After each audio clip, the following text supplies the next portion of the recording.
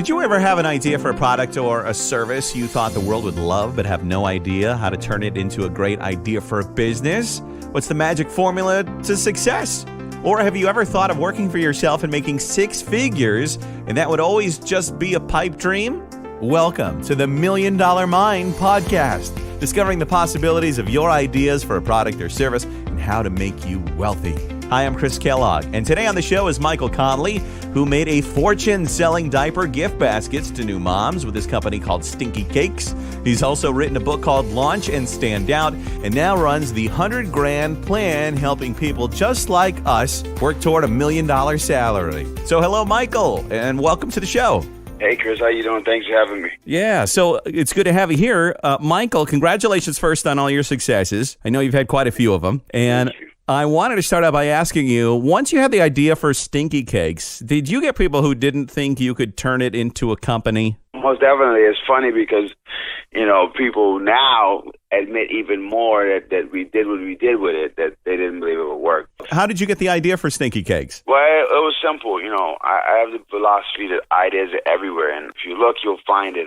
Basically, when my second son was born, my wife and I were outside a local CVS pharmacy going to buy diapers, and just thinking about all the baby gift items we had at the house. And I remember saying to my wife, man, if those things were diapers, we would not be here spending all this money. And money and diapers go hand in hand, and we didn't have a lot of it, and we needed diapers. So I said, man, if you could find a cool way to make diaper giving fun, it'd be probably a pretty good business, and that's how Thought for Stinky Cakes was born. Wow, so right there in the CVS aisle, huh? Yep. I think I have an amazing idea, Mychal, and I want to get it out to the public. My idea is to make a robot that can cook and only play songs by Queen, hypothetically speaking, of course. Now, people tell me I'm crazy, but I think my idea is really a winner. What's the first thing that I should do to see if it's going to be a success before I invest all my time and money into the project? It's funny because one of the things about ideas is that, every idea is a good idea, even a bad idea, right? So let's say with that business example that you gave, it may work, but it may not, right? So the best thing to do is go out and test it. And how you test it is you go out and find people that would want to need what you have to offer. So in that niche example, it'll be about going to the people that love that band, right? Mm-hmm. And putting together a package and see if they would purchase it. And you know what? People may laugh, but if that idea is selling to those that particular market, you may be all right. Now, the problem you're going to come across with such a niche idea is that is this just a one-time product that you have to sell to everybody in that market? Mm-hmm. And is it possible? So you may start there, and then now you may go to say you make six figures with that idea with going after that band. Now you look at, whoa, there's thousands of other bands with other niches, but we already have the marketing formula down such a small niche, and then you may grow it. Or you may go to those Queen fans and realize that they don't buy it, because a lot of people tell you it's a great idea, but like I said, even with Stinky Cakes, people didn't say they didn't think we were going to do it. It wouldn't work until after. So people will tell you all sorts of things to make you feel good, but you really know if your idea is working or not if people vote with their dollars. So if you start seeing dollar bills and credit card transactions go your way, then you know it's working. It's a good idea. So one of the keys is to take your emotion out of it, take your feelings out of it, because you may have a bad idea. And if people don't vote with their dollar, then switch the idea up, do something else, because that bad idea will lead you to a better idea, because you kind of like hone in as to what people want. And then your bad idea could end up being a real cool giveaway. Yeah. So there's always a way to leverage even a bad idea. So that's why you just want to go out and test it without your feelings in the way, without your emotions in the way. Yeah, I could probably sell one to my mom, but I don't think anybody else is going to buy it. But let's say you do come up with a successful product, Mike. Once you learn that there is a market for it, what tips can you offer about getting the word out to all of the potential customers? The really cool thing about living in today's world is that marketing, it's becoming more accessible to everyone, right? And what I mean by that is you don't have to have like a gazillion-dollar marketing budget. Even like, for example, with Stinky Cakes, mm-hmm. There was a lot of little things we did before we got to the point where we could use TV and radio and a lot of more traditional methods, right? So you got a good idea. Let's go back to that, right? So your first step is to sell one. Yep. So mom bought one, but you want to sell one to a stranger. So now you figured out what you had to say to sell to that stranger.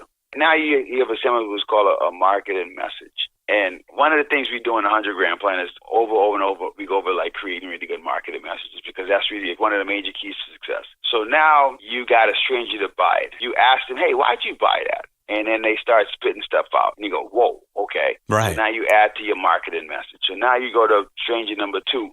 And you say your marketing message and see if that works. And that didn't work. Then you add what your first customer told you, and it may work. So now you have a stronger marketing message. So then the key is to get to more and more people with that marketing message that converts them. Once you have marketing messages that work, now you want to advertise. And what I always say advertising is simply ways to distribute your marketing message. So if your marketing message is right, it could be crumpled up on a piece of paper, and a person in your target market pick that piece of paper up, they open it, and they go, oh, I need that. I want that. Right. And it doesn't matter. Now you go out and you decide, where is my audience sitting? Let's go back to this Queen example you gave. Where are all the Queen fans sitting, right? And it may be on Pinterest. It may be on Instagram. It may be on TV. It may be on radio. It may wherever they maybe sit. That's when you invest a little bit of money to putting that marketing message in front of those people where they sit in. Right. And they go and buy your thing. Then now you on your way to doing something really good. Yeah. Now, after you reading your book, too, when you're talking about marketing and your marketing statement that's going to help you sell, I know you're big on replicating what works over and over again. The thing that helps you get 1 or 2 clients, you just keep using over and over. You get that system going, correct? Exactly. So that's the whole premise behind my book, Launch and Stand Out. So in Launch and Stand Out, I help people simplify how to find an idea, because one of the biggest things people do is they go, oh, I got this idea, this is the greatest idea, and they go, well, maybe let's look at these 23 business models that are in there, and let's see if your business would fit in one of those models. Mm-hmm. And if it does, great, yes. And then how do I make it stand out? So the art of marketing is a simple thing to marketers. It's one of the most difficult things in the world to people that are not marketers. Once you understand how to duplicate those messages, it really becomes a beautiful thing, because now it's almost like your money becomes predictable. Because in today's world, with all this data available, you literally could start playing like, okay, well, in this market, there's 250,000 Queen fans, and in order for us to sell 5,000 of them, we normally have to reach about 200,000 Queen fans. So we should be able to walk out of this market with $120,000. You really get to learn your return on investment. Like I said, if you have 100 people you contact and you normally sell 3 of them, you can really predict your future success. Exactly. And once you do that, what happens is you get over fear. Like a lot of people in business, the reason they don't do it is because of fear. Like one of the quotes I have on the back of my book, it says, fear kills more dreams than lack of resources ever will, right? Mm-hmm. And part of that fear is fear of rejection. So I think I got this great idea, and now I'm going to put it out there. But wait, then because your brain's job is to keep you safe, right? Yep. So right then your brain's going to go, wait. What if they say no? And then you go, oh my God, what if they say no? They may not like it. And then at that point is where most people don't get into business. Yeah, I always find it fascinating too. I think if you find somebody that believes in you, you just want to keep talking to that person and focus on them. Have them be your cheerleader. You need to find that cheerleader, I think, when it comes to business ideas. Oh, right? Big time. So one of the things we do with the 100-gram plan, every Monday at noon, we have this mastermind call. And in this mastermind call, so normally we have thought leaders that have done 100,000 or even more. We've had people that were on Shark Tank, a guy that was like a high school dropout that did some franchises, a guy that did, millions of dollars in grocery stores, so like a whole bunch of stuff. But so we have the thought leaders come in and talk. But we also have this community, like it's all people pursuing their dreams. And there's no haters, no naysayers, because we operate with a spirit of harmony, right? Yep. And what happens is you come in and you realize that, whoa, these are the people just like me trying to being successful in business. Because when you think of billions of people in the world, only a few million of them are entrepreneurs. So really, there's no one in the world as entrepreneurs, right? Yeah. So when you talking to regular day people about entrepreneurship and business, they're going to look at you like you're crazy. But when you find your group of people, like we have with the 100-gram plan mastermind, that are doing exactly what you're doing, iron sharpens iron. So you start to hang around people that are doing what you're doing, and you feel that sense of belonging, and you go, man, thank you. I was going through that, and I thought it was only me, and you kind of improve. So you're right. It's definitely super important to have a group of people that believe in you, that you could tap into, especially when you're down, you know? Right, especially when you need those cheerleaders in, too. If you may throw an idea out there and somebody goes, oh, and you know what would make it even better? And they make another suggestion, and the great idea just builds on other great ideas. Exactly. So one of the reasons I created the 100-Grand Plan, it really was because everything I wish I had when I was building Stinky Cakes that I was doing in my living room all by myself. Yeah. Like everything I wish I had, I put together. So 100-Grand Plan there's a course that goes with it, and it's taught by myself and John Sortino, the guy that started the Vermont Teddy Bear Company. So he did way better than me in business. So we use his example as to how to generate revenue in business, right? Because John did like $120 million selling teddy bears. Like they got, teddy bears. Yeah, like the little cute ones that's in your kid's room. Right. So we broke down his formula as to how simple it is if you put work in. And obviously, you can't guarantee that anyone's going to be successful because everyone's results are different based on what the amount of work they do. But we just lay out how it's done, and we kind of break it down into a simple 5-step formula to get it done. But I'll give away the first step in this call. Actually, anyone that signs up, the first 7 days of the 100-Grand Plan is actually free. And that's because you get the first step. The first step is mindset. Mindset. So we want people to understand how to get your mindset right. And John talks about how he developed his entrepreneurial mindset. And I talk about how I developed my mindset. And we talk about how to get the mindset to let you know that you could do it. And then we go into 4 other steps. But it's pretty thorough thing. And quite frankly, not because it's my thing or because I was part of the creation of it, but I really believe anybody that learns business through the 100-Grand Plan can be very successful. And my goal is to have one day that the 100-Grand Plan just be like the standard for someone looking to learn or grow their business. Because sometimes you're in business and you get stuck and you don't know why, but you go back into the formula of the 100-Grand Plan and go, oh, you know what? This is what I need to work on. That's why this thing's not working. Well, I think, too, a lot of us talk ourselves out of it and say, I can't make 6 figures and work for myself. It's just not happening. But it's that positive attitude. I know I heard a story once about Jim Carrey, who years ago, before he was famous, wrote himself a check for $1 million. You may have heard of this, too. Yep. And he said he was going to cash it one day. And he did cash it one day, and he's doing a lot better than that.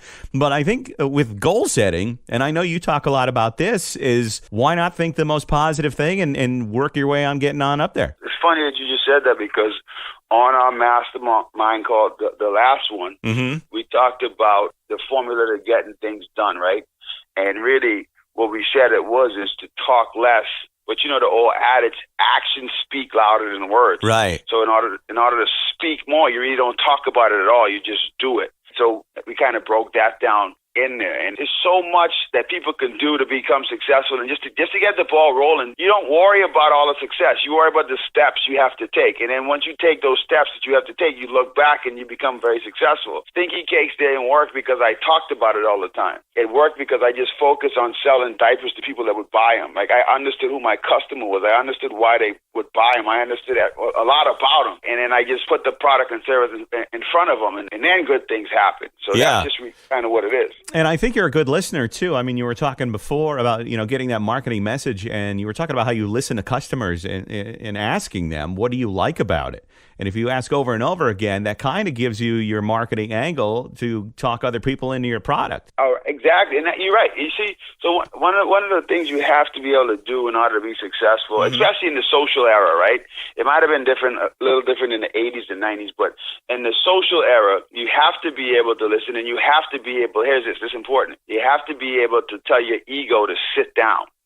Right. Yeah. One of the mastermind calls we did, this guy, he has a 6-figure landscaping company. Right. Actually, some of his accounts are 6 figures. He said when he was struggling in business, it was more about him. And this is how I do it. And this is what we do. And me, I. Yeah. And then his business started to go down. He hired me as a consultant, and we kind of help him with his marketing message and a few other stuff. And he said one of the sessions with me help him understand, like, he's really being a customer base of one is what I call. Like when you do everything that you like, you're building a customer base of one. Right. Right. And he said once he gave his ego a name, he told his ego to sit in a chair. Yeah. So once he sat his ego down, he was able to pull back and listen to what the customers were saying. And he realized a lot of the things that he thought and he wanted, they didn't want. Mm-hmm. So when he started giving them what they want and what they needed, then the business started to grow. So it's a simple concept, but your business sometimes is like your baby, and you don't really want to get into the point where your business is your baby, because ultimately in business, you want to create something that can work without you, right? Imagine going on vacation and leaving your baby with someone else. You would never do that. So that's why you don't want to make your business your baby. You want your business to be your business, something that someone else could run even without you. Right. And then you got time to do other stuff, because really, time is the most valuable commodity. So you want to figure out ways to leverage your time and others' time to make your business run. Yeah, it really makes sense about the ego, though. You really explained that pretty well, because it is your baby. Your business is your baby, and you don't want anybody critiquing the job you're doing on your baby.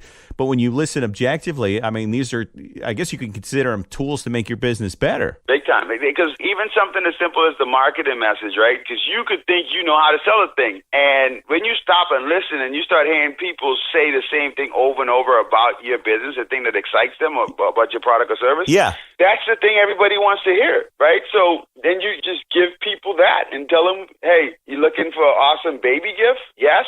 Okay, great. You ever heard of Stinky Cakes? They make amazing diaper gift basket. Oh, I never thought of a diaper gift basket. Yeah, diapers are the most practical gift, right? Those flowers and fruit, they don't even use them, but the parents are going to use the diapers. So give them a practical, fun gift. Yeah, well, it's like shampoo. They say rinse and repeat. I guess if you find what's working for you, it'd be pitch and repeat. Just keep that message going over and over again. If you look at the big companies that's been around for years, right? So let's just take Walmart for an example. For the last 20, 30 years, Walmart's been telling you they have low prices, right? So people go to Walmart for low prices. They didn't change nothing. They've been doing the same thing over and over. Yeah. Every commercial still ends the same way. And the prices have gone up over the years, but still the low prices message sticks. Now, let me ask you, I had a question for you about keeping your success. Once you have a successful product like Stinky Cakes, how do you defend yourself against people who are imitators that come into the market? They see you're making money and they want to do it too. Is that all about customer service, or how do you keep them? Yeah, it's so funny. Like when I first started, and it was early on in the game, I promise you, part of the reason I got sick was because I was focusing on my copycats, focusing on my competitors. Like, how did I get them to stop it? And I was getting really, really frustrated with that. And one of my mentors, and this guy's a billionaire, so sometimes you gotta listen to people that did things better than you, right? So no ego. And he said to me, Mike, all that energy that you're focusing on your competitors, you're taking away from your customers. Donald's doesn't have everyone that eats burgers. Right? Home Depot doesn't have everyone that's going to do home improvement. Coca-Cola doesn't have everyone that's drinking soda. Yeah. So just focus on what you do and the people that you serve. Serve your community, serve your customers, serve your client base. Treat them really well. And guess what? They're going to get more people for you. What's for you is for you. Don't you spend a minute focusing on your competitors. If you're driving on the highway, speed limit is 80, you're doing 80, and then you start looking at what's going on in the other lane going the other way, you're going to crash.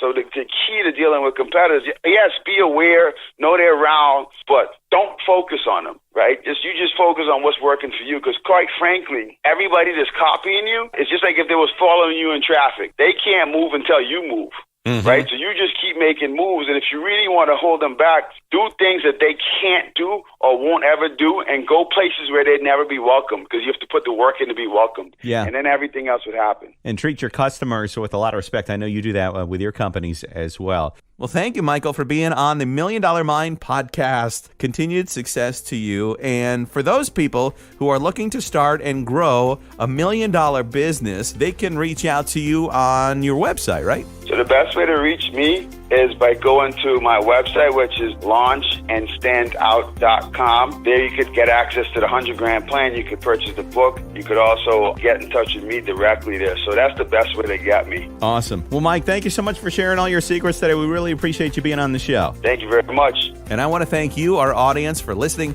And here's to hoping you find your $1 million future. I'm Chris Kellogg. And until we meet again, continue being awesome.